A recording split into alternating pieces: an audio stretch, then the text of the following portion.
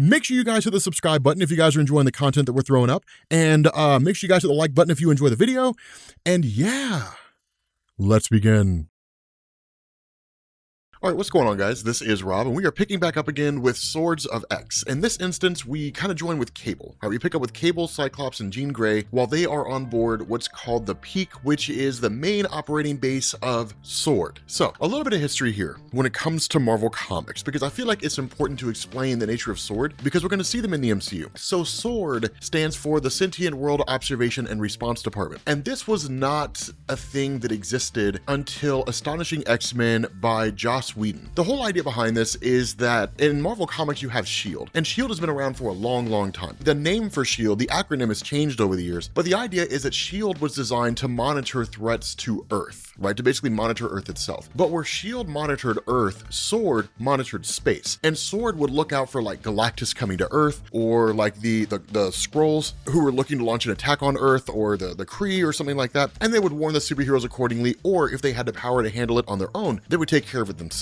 Now, the leader of S.W.O.R.D was a woman named Abigail Brand, and Abigail Brand had the ability to understand and speak any language in existence. Right now, she was the leader for a long time, from 2004 when Astonishing X-Men first came out, running all the way up until All New, All Different Marvel. And when that kicked off, that's when you had Carol Danvers, who took over as director of S.W.O.R.D, and then S.W.O.R.D was renamed to the Alpha Flight program. And so it's kind of been that way ever since. Now, what involvement Carol Danvers has in S.W.O.R.D or the new Alpha Flight, I'm not really even sure in this day and age. I haven't read her comics for 2 years, so I have no clue what's going on in the Carol Danvers line of comics. But the whole idea here is that S.W.O.R.D has more or less kind of been shut down. Now, this ties into Cable and Jean Grey and Cyclops by way of the fact that Cable's sword is one of the 10 swords they need for the Swords of X event, right? For the 10 Swords challenge. But he had plugged it into the Peak in order to power it back up to kind of find out what's been going on here. And as they're going through and as they're investigating, of course, Magic chimes in, as we saw in a previous video, where she told Cable, hey, like, we need you back here, right? Like, you need to come back here, you know, we need your sword, the light of Galador, all that kind of stuff. Now, a funny thing about the sword of Cable, the light of Galador, is this is one of those instances when what's going on in the X-Men universe, because it's being led by Jonathan Hickman, ties back into the work that Jonathan Hickman already did. And it's one of the reasons why I'm glad that we did Avengers and New Avengers, because if you recall in that story, when we were kind of leading up to the events of Infinity, we had the Builders. And the Builders had literally appeared in the main Marvel universe and were making their way towards Earth with the intention of destroying it. But the idea is that along their way to Earth, when they entered into the main Marvel universe, they ended up annihilating all life on the planet Galador. And Galador is a world that belongs to a group called the Space Knights. And Space Knights are quite literally just like a peacekeeping force of individuals who have undergone a procedure that converts them from strictly, you know, whatever their organic nature was, to becoming a kind of machine with a human mind. Their essences and their consciousness are backed up into those robots, and then they kind of go forward accordingly. But the idea was that at some point with the reformation of the multiverse, it was kind of a reference to the events leading up to the collapse of the multiverse to the Builders. And when Cable got his hands on the sword, on the light of Galador, it led to a great big huge battle with a whole bunch of Galadorian Space Knights. The fact that Cable still has the sword kind of tells you how that battle ended up going down. Because I'm trying to find, I like the idea of what we did with Avengers and New Avengers, where we had like the comics that we were normally covering, and then as like a background series, we just had like an enormous series taking place. And I'm kind of debating on what I want to do next. If I want to do something like Uncanny Avengers, if I want to do something like Rick Remender's Avengers run, or X-Men run, or was it Uncanny X-Force that he did? If we do something like we continue Green Lantern, I'm kind of figuring out what it is that I want to do, right? So make sure you guys leave some comments down below and give me some ideas. But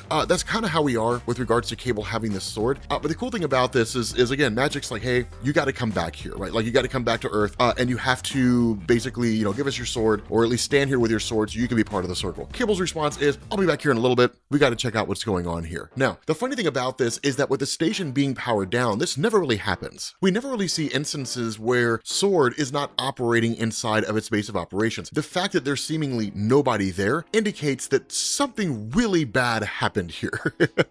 That's really kind of what's going on. And so what you end up getting is this kind of realization that there's this bulkhead that's sealed shut, and that it had been done in a hurry, right? Like somebody had wielded it super fast. And so the only time you do that is when you're trying to keep something out. And so of course, the X-Men open it. Like, why not? And so once they open the door, they end up calling for Jean Grey, right? Now, Jean Grey and of course Cyclops and Cable had kind of split. And so what she ends ends up doing is going, kind of discovering this, making this little discovery of herself. She finds one person inside this whole space station, right? Just kind of sitting on the bridge. And when she gets in there, this person kind of says, like asks her a few questions, like, you turn the power back on, like you basically powered the station back on. Why would you do that? The indication here is that initially there was just kind of like a sound, right? They heard these different sounds, basically the sounds of people dying, right? And it was kind of like a rhythm, right? You would hear people dying, then you would hear silence, and you would hear people dying, and then you would hear silence. And it was repeating. And then they ended up realizing it was a sound they were hearing in their head, that it was just kind of going through their heads over and over and over again. And that half the station was wiped out before they could even regroup or understand what was really going on. And so what you end up finding out is that those individuals who weren't wiped out were seemingly taken over by some kind of a force, right? And this guy has been taken over by part of that force. And so what you end up having is Jean Grey, who tries to read his mind and figure out what's going on, and she can't. She's basically met by this kind of blocking, right? In the sense that whatever this is that took over this guy, the first thing they did was fortify their minds against telepathy. And so what this shows is a handful of different things. One, it shows intelligence, rational thinking, and two, it shows the ability to overcome powers, right? You cannot overcome a power that you're not familiar with. And so because of that, it means they're familiar with telepathy, right? If you didn't know what telepathy was, how would you know how to overcome that power? Because of that, Jean Grey kind of experiences this sort of psychic backlash to a degree. And this guy basically says, like, we pledged our lives to defend this world and nobody ever came for us. And so what it indicates is they sent out an SOS. This guy yanks the airlock and ends up sucking himself out. So I guess he's on an airlock and not the bridge, right? But like he ends up sucking himself out into space and the guy dies. And so when Jean Grey hits him up and says, are you guys still in the science lab, right? Hits up Cyclops, says, are you guys still in the science lab? The response is yes. And she's like,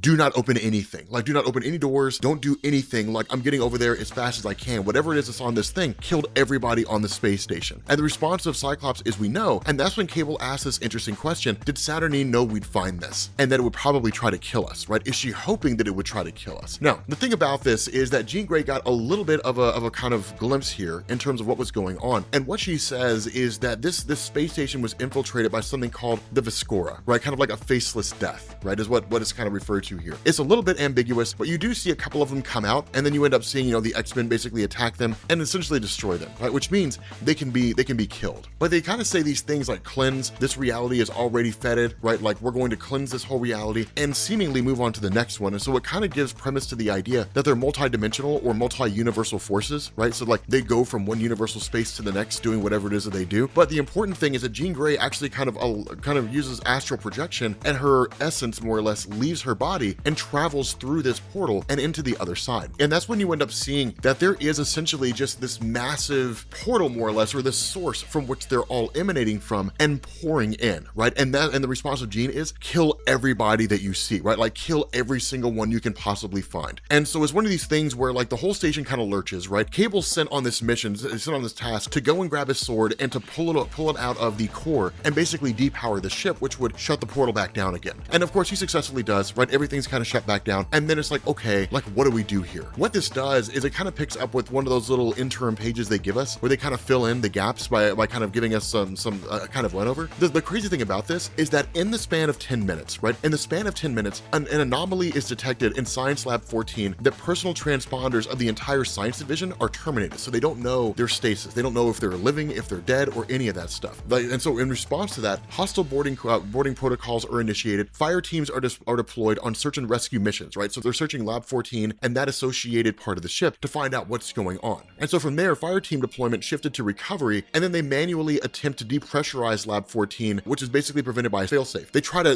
try to like cut it off from the ship, right? They try to open an airlock and suck out whatever's in there, right? So whatever's in there is literally wreaking havoc. From there, you're 7 minutes in to like this initial indication that something's wrong, and it's a mass casualty event. 32% of the peak crew has been terminated in a non-decompression event that began in Lab 14, basically saying some kind of an anomaly was detected, this portal, something came through the portal, and basically started attacking them. From there, you go into safety protocols are overridden by station command, right? So the indication is that whatever this is that's been taking over people managed to make its way to the command deck, and then in turn is basically making it possible for this to spread. And then you go into general quarters, right? Which is anybody who's kind of out there and not working at the moment, and 55% of them are all killed. Tactical approval for fire team deployment through the incursion gate. So basically, we're going to go to the other side and find out what's going on, and then it's power draining from core to Lab 14, which is there's something in there that's basically powering itself up. Then you go into power unstable, comms array, life support, and orbital systems are all compromised. This ship is effectively shutting down, right? Because the core is being depowered. Then you get into 78% of peak crew has been terminated, and then Siege of Lab 14 was totally unsuccessful. Command mission to dismantle power station successful. Power level is reduced completely and totally, right? So basically, they shut the whole thing down. In the span of 10 minutes, they detected some kind of an anomaly. This anomaly took out everybody in the science lab. It spread like wildfire. It basically took over other individuals, which ensured its progression throughout the ship. It started wiping out as many people as it possibly could, to the point that 78% of the entire crew was killed. And then they ended up having to shut the ship down in order to get this thing under control. Now,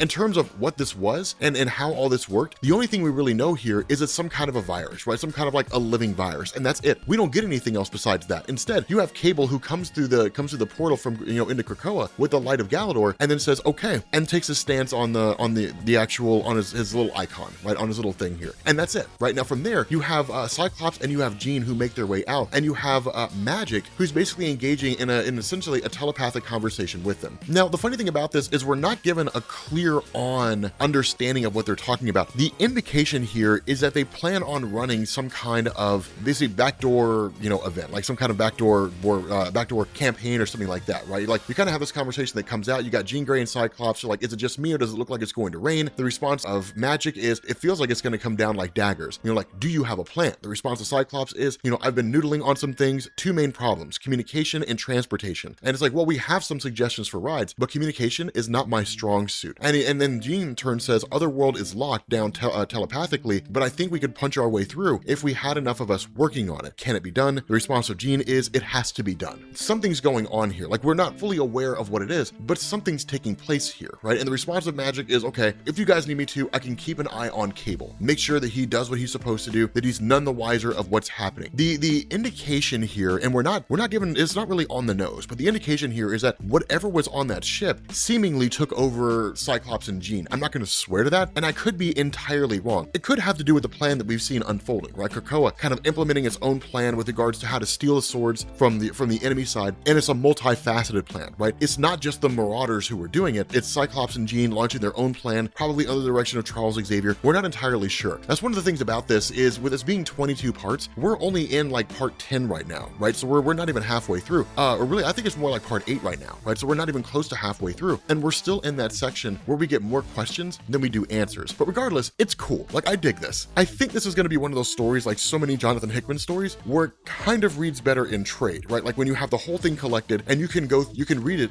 all in one go. But of course, we'll find out by the time we get to the end. But with that being said, guys, we're gonna bring this video to an end. If you are new here to Comics Explained, make sure you guys hit the sub button to become part of the Rob Corps. If you guys enjoyed this video, make sure you drop a like, and I will catch you all later.